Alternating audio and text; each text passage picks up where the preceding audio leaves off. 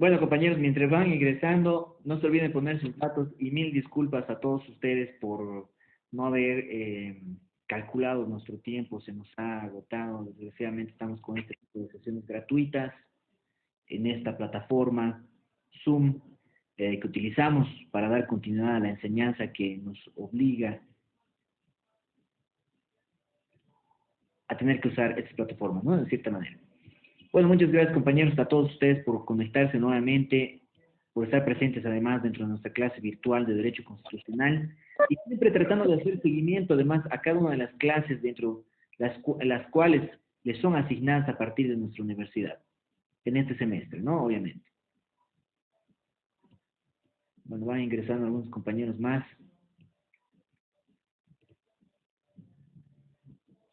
Y vamos viendo qué más tenemos.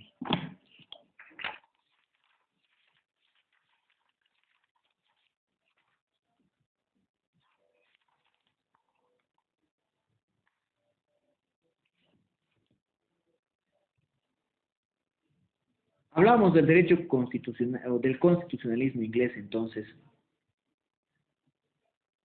Estamos viendo esta página. A ver.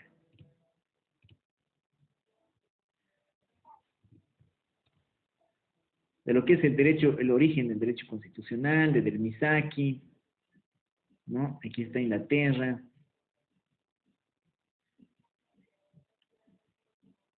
Vamos a resumir un poco la historia de lo que es el derecho constitucional inglés.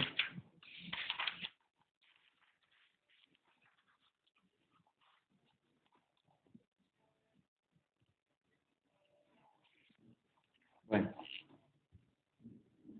esperemos un minuto más a ver que siga ingresando. Éramos más en la anterior sesión.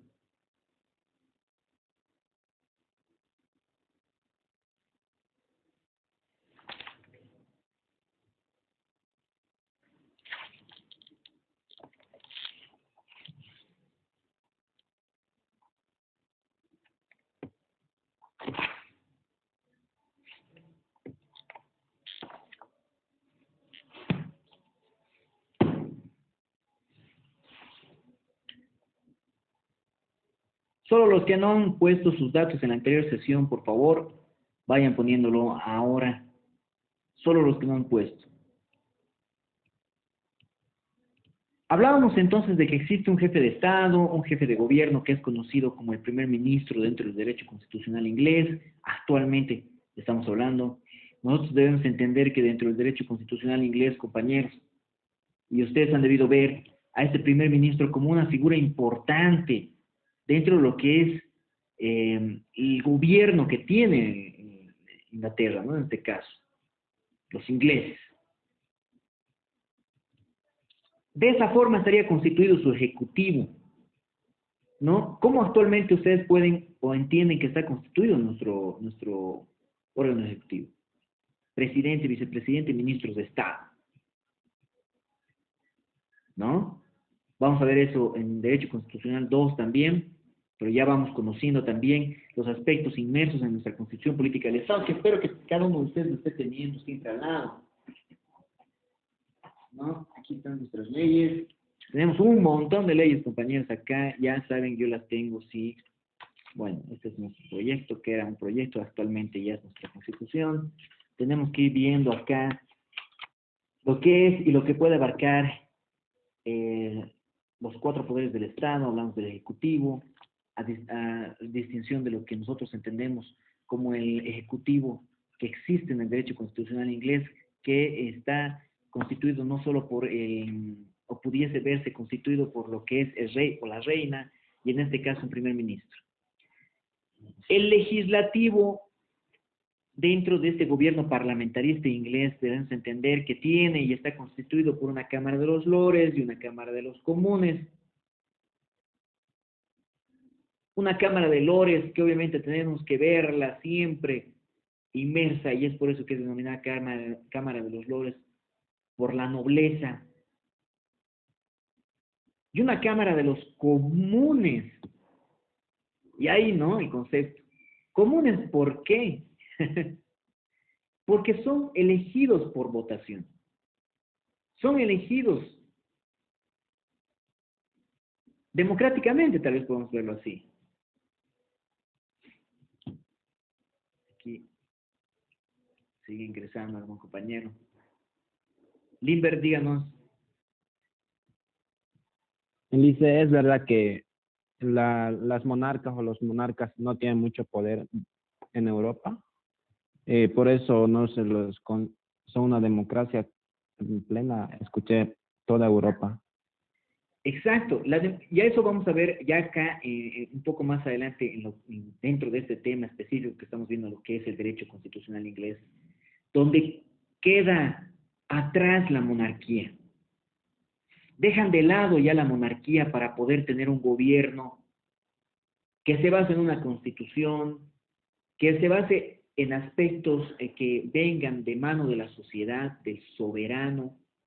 Cambiamos el concepto del soberano de una persona, de una sola persona que era comúnmente denominado rey, al soberano que somos todos nosotros quienes conformamos esta sociedad. Y va a evolucionar el derecho constitucional inglés en ese sentido, de que el reino, de que quien era denominado rey va soltando de a poco lo que es ese poder central que tenía en ese momento. Hay algunas series, incluso para poder compararlo con lo que estamos hablando, dentro de lo que es alguna plataforma virtual de series y películas. E incluso hay una aplicación, compañeros, que yo la verdad se las aconsejo. Es una aplicación de nombre Movie Plus, ¿no? A ver, tal vez puedo mostrarles acá. Ahí está, no sé si se ve, el Movie Plus. Es una aplicación muy interesante porque es gratuita, ¿no? Y yo constantemente ando bajando no solo series, sino películas de manera gratuita, series que están en Netflix, yo que sé, en Disney y otras plataformas virtuales, Amazon, ¿no? Y además películas donde he podido ver, ¿no? Hay una serie que se llama de Netflix, aquí la bajé, que es trata específicamente sobre la corona.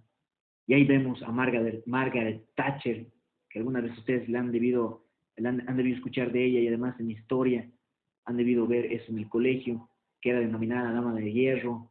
Era una primer ministro que no dejaba que el monarca o la monarca se inmiscuya, señora que sigue viviendo hasta ahora, ¿no? Y veía algún meme ahí en el internet que decía, ¿no? Que tanto esta señora, que actualmente sigue siendo reina de Inglaterra, y Chabelo, ¿no? Compartían algún tipo de situación por la longevidad que tiene. Y yo pienso que la desesperación de su hijo también de poder ingresar como rey, ¿no? Tal vez también pase ya la situación de su hijo y no pueda nunca él ascender. Pero estamos hablando de un tema ya paralelo ya a lo que sería el gobierno inglés, ¿no? Y ahí vemos cómo Pedro trataba de influenciar a esa reina a esa primera dama. Trataba de direccionar algunos aspectos políticamente hablando, ¿no? Algunos aspectos para que ella pueda también regirse sobre lo que le decía la corona. Entonces, eso que ha ido poco a poco evolucionando y que actualmente no deberíamos entender como una obligación de un Estado de tener que rendir siempre pleitesía a lo que ha sido una corona. En Europa ya no hay, no se siente, sin embargo puede que tengan cierto tipo de influencia, tendríamos que vivir esa realidad social. Acá en nuestro país también que hemos tenido y tenemos nosotros ese tipo de gobierno, o podríamos verlo, de que existía un Inca, una sola persona quien gobernaba, habían sacerdotes, o bueno, a quien se denominaba sacerdotes en cuanto a nuestra evolución histórica, quienes podrían ser tal vez quienes eran designados por el rey, o en este caso por el monarca, que obviamente era el Inca, ¿no? Tal vez algo de historia podríamos rememorar respecto en ese sentido. En ese sentido, obviamente, compañeros, que nos pueda llegar a tratar de equiparar nuestra historia con lo que nosotros estamos avanzando, ¿no? Hablamos de ese legislativo dentro del constitucionalismo inglés que está conformada por esa Cámara de Lores y esa Cámara de Comunes. Hablamos de los lores con representación de la nobleza, y la Cámara de los Comunes, quienes eran elegidos mediante votación general. De cierta forma se tomaba como incuestionable, o tal vez tenía mayor redundancia por encima de la Cámara de los Lores, la Cámara de los Comunes, precisamente porque han sido elegidos por una votación general. De forma incuestionable tenía mayor preeminencia sobre esta. La Cámara de los Comunes puede llegar a elegir, y elegía además a ese primer ministro que de cierta manera también podía ser censurado para que éste pueda, de cierta manera, renuncie o exista una dimisión de esa obligación que tenía. Demostraba entonces esa preeminencia sobre la Cámara de los Lores, la Cámara de los Comunes. Hablamos de otro aspecto esencial dentro del derecho del constitucionalismo inglés respecto a los tribunales y jueces ingleses, que de cierta manera reconocen al legislativo como un titular de la soberanía. Hablamos de un parlamento o una asamblea constituyente que impide a los órganos jurisdiccionales ejercer control de constitucionalidad sobre sus actos. Tienen cierta relevancia respecto a nuestro tema actual. Tenemos nosotros una asamblea constituyente, hablamos de jueces y tribunales, hablamos de un parlamento, es una asamblea que para ellos era una asamblea constituyente.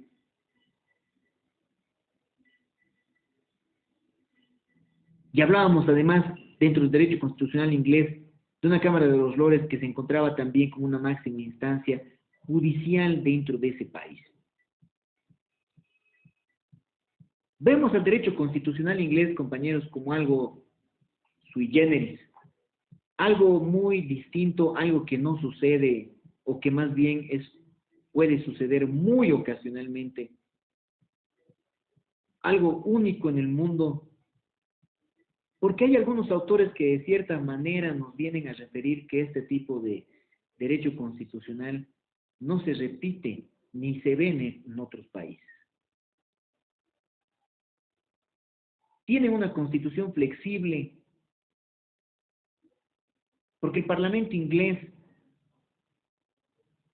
ha tenido siempre esa libertad de poder modificar las leyes constitucionales,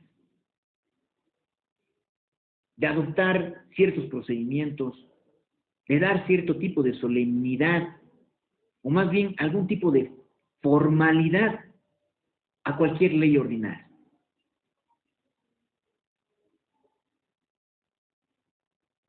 Una característica que de cierta manera hasta se ve un poco arbitraria, ¿no es cierto?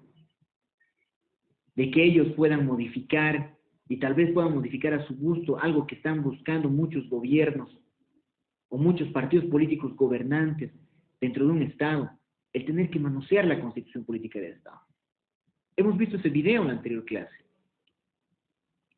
Un video donde nos ha mostrado qué es lo que nosotros deberíamos entender como constitución.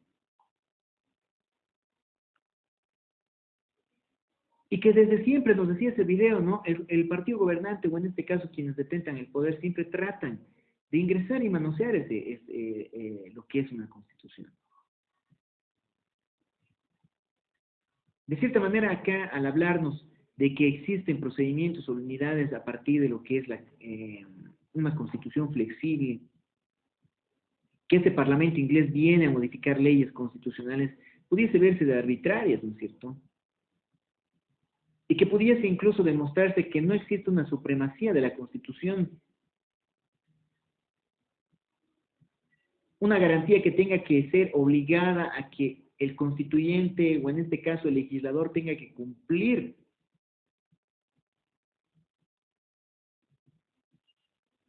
Que no exista un control de constitucionalidad. Ya se pudiese tomar como algo arbitrario, ¿no es cierto? Es por eso que el derecho constitucional inglés, o el constitucionalismo inglés bien denominado así, es algo que llama la atención, y es algo para algunos autores que le dicen sui generis, ¿no es cierto? Que es muy particular, muy distinto en la forma en la que nosotros actualmente aplicamos el constitucionalismo, en nuestro país, por ejemplo. Podríamos alegar que no existe una constitución formal dentro de ese país.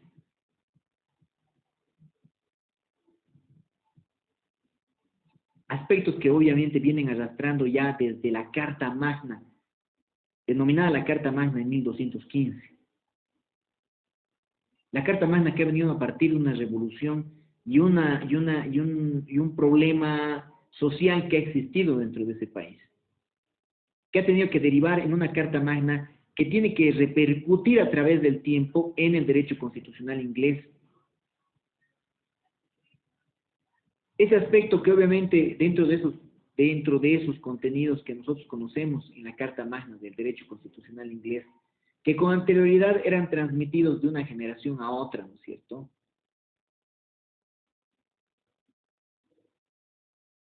Que nos ayudaban a tener una convivencia pacífica bueno, dentro de ese Estado, entre ellos, con la finalidad de que no pueda existir algún tipo de confrontación y situaciones que lleven al conflicto, obviamente. Entonces, tenemos que resaltar tres aspectos que tiene el derecho constitucional inglés a nivel mundial, ¿no? Tres aspectos que han llegado a influenciar en el derecho constitucional a nivel mundial. En primera instancia tenemos que el constitucionalismo inglés ha venido a determinar un gobierno parlamentario o de gabinete.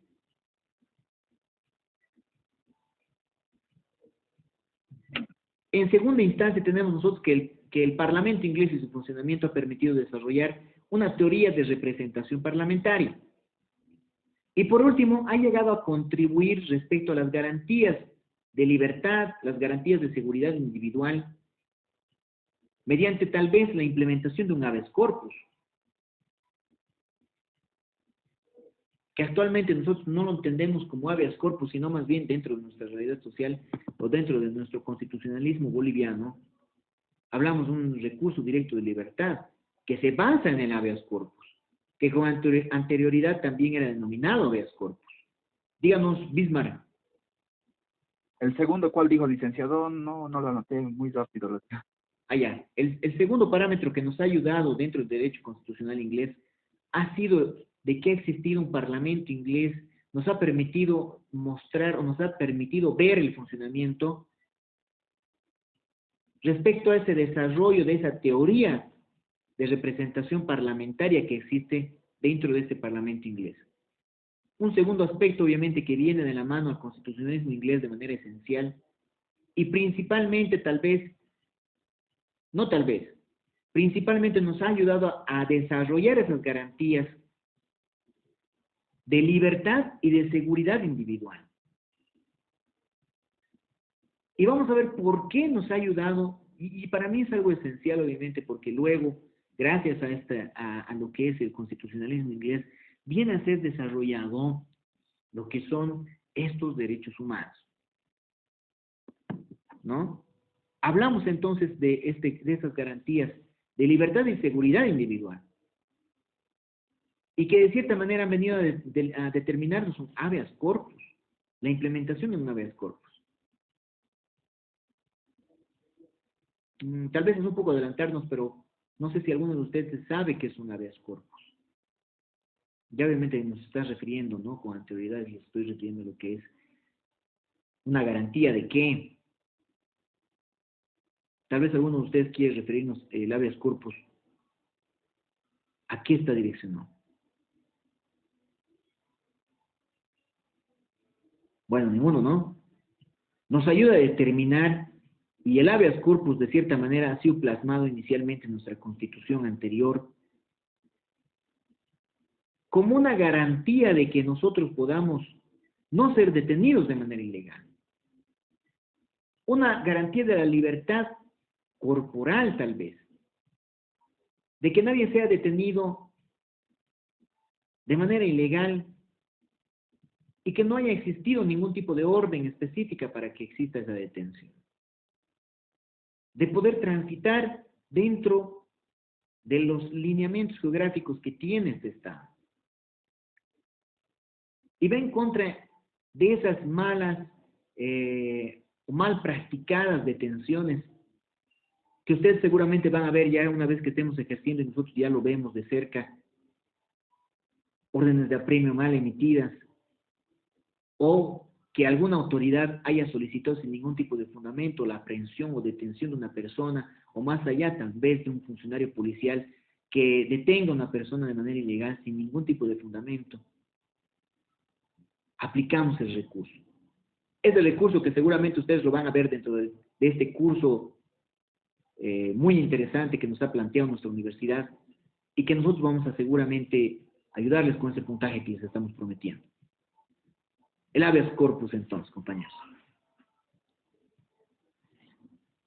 Hablamos entonces, dentro de las principales normas en cuanto a la evolución del derecho constitucional inglés, vamos anotando las principales normas del constitucionalismo inglés y vamos también abarcando los parámetros dentro de los cuales ha venido evolucionando este constitucionalismo inglés. En primera instancia tenemos, y no sé si alguno de ustedes me ha referido, pero ya lo hemos hablado hace un momento, de la Carta Magna, 1215, compañeros, nada más vean ese año. Carta Magna, que viene del latín, que tenemos nosotros que conocerla como una gran carta, y que actualmente algunos vienen enunciando entonces dentro de lo que es la Constitución, algunos, no solo autores, ¿no? Tal vez algunos docentes nos vienen diciendo, ¿no? Esta Constitución es conocida como la Carta Magna, es conocida como la Ley de Leyes, y otros conceptos que vamos a aclarar más adelante, que tal vez no están bien adecuados a lo que nosotros conocemos como Constitución Política de un Estado. La Carta Magna inicialmente en 1215 viene a través de una historia de este señor, de un rey inglés que era conocido como Juan Sin Tierra.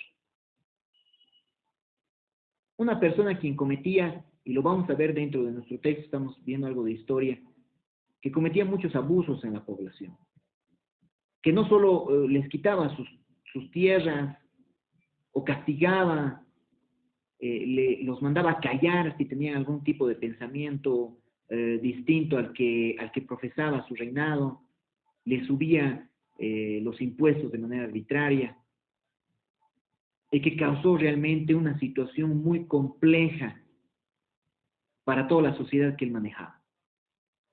Y ustedes tal vez pueden recordar, y les decía, no sé si era en este grupo, algún otro grupo, algunos tomando como ejemplo, ahí hay algunas películas, algunos dibujos animados respecto a quién era Robin Hood, ¿no?